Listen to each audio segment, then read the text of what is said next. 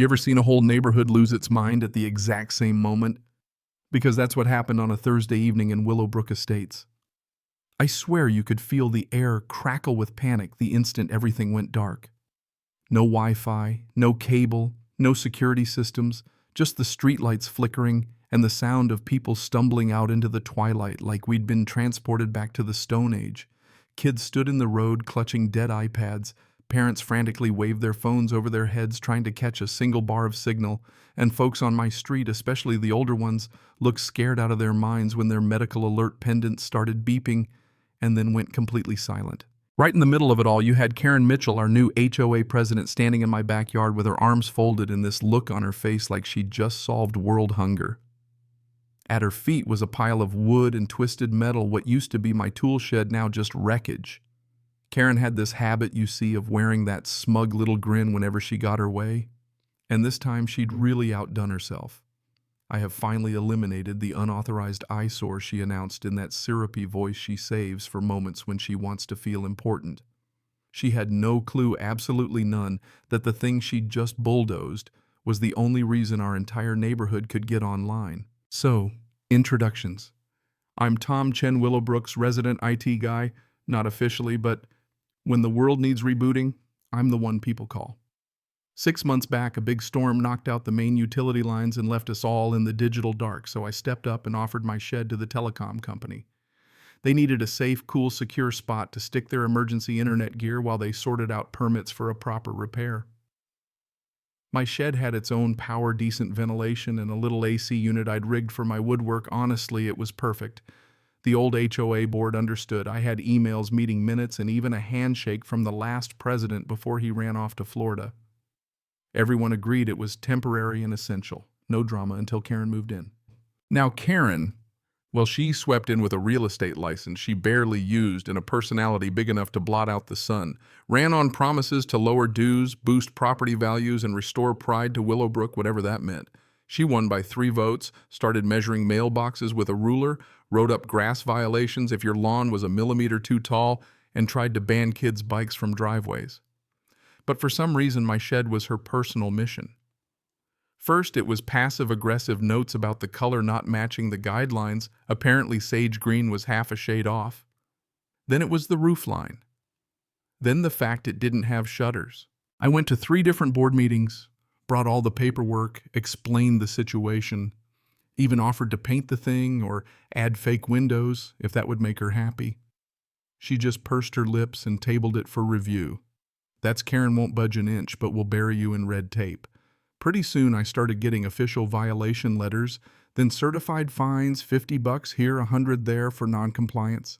I paid them figuring the repairs would be done soon and this would all blow over. I was wrong. One day I missed a meeting because I had an emergency at work, and that's when Karen made her move.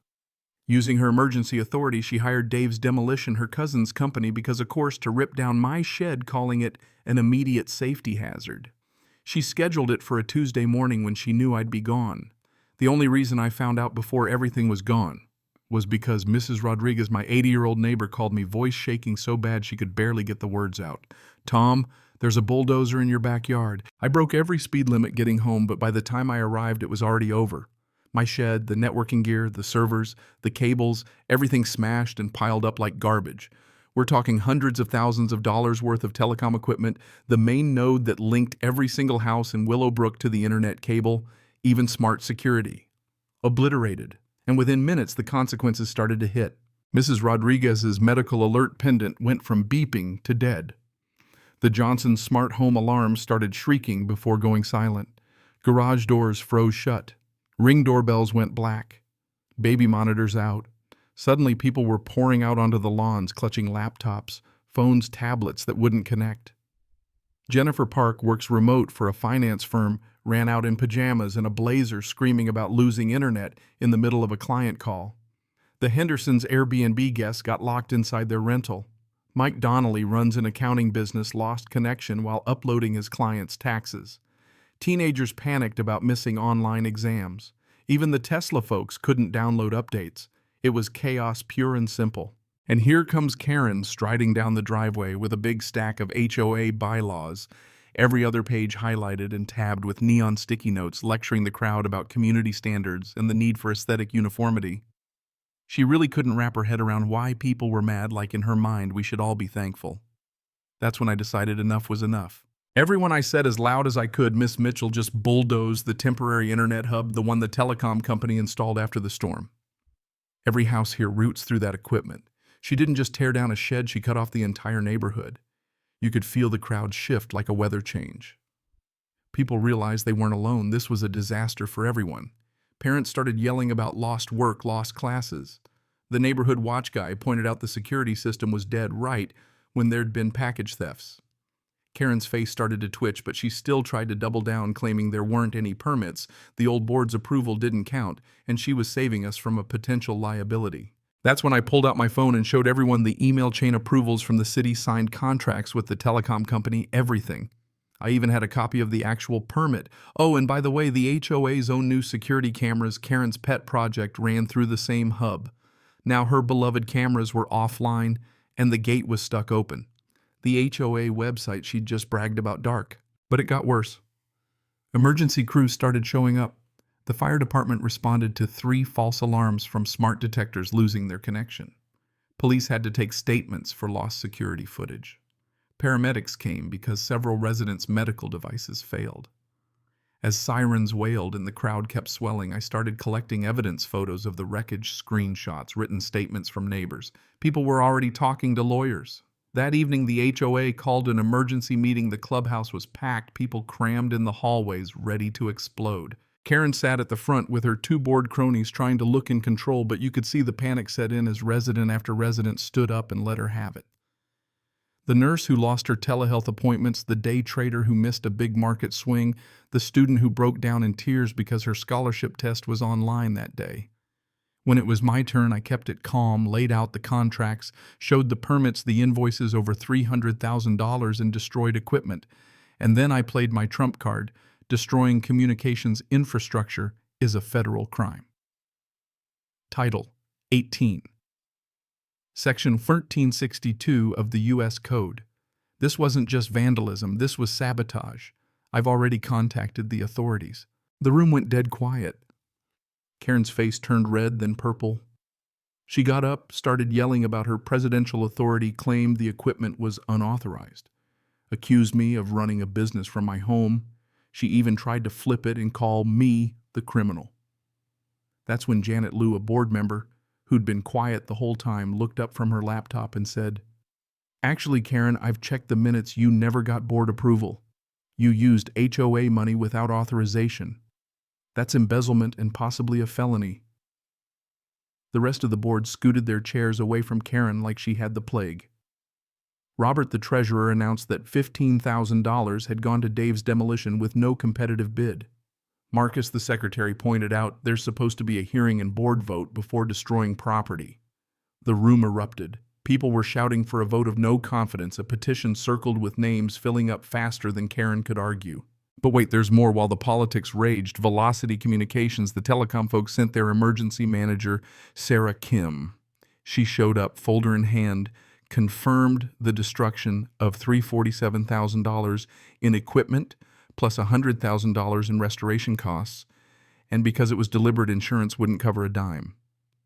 "We'll be pursuing legal action against both the HOA and Ms. Mitchell," she said, and you could practically see Karen's soul leave her body.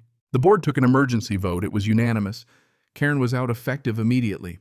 The crowd cheered, but Karen just grabbed the mic and started ranting about conspiracies, how she'd save the community from itself, and how she'd sue every last one of us. Her meltdown got cut short by the arrival of sheriff's deputies. Turns out several residents had already filed criminal complaints. They needed statements and pictures, and oh, by the way, the district attorney's office was very interested given the impact on emergency services. The weeks that followed were a legal circus. I sued Karen and the HOA for destruction of property and utility interference. Velocity Communications did the same for their equipment. The feds opened an investigation. The Utilities Commission got involved. Even the FCC called about the outage. Karen's legal defense crumbled when her cousin Dave rolled over on her. Turns out she'd told him to destroy everything and not worry about the internet stuff. He had it on tape. The judge was not amused.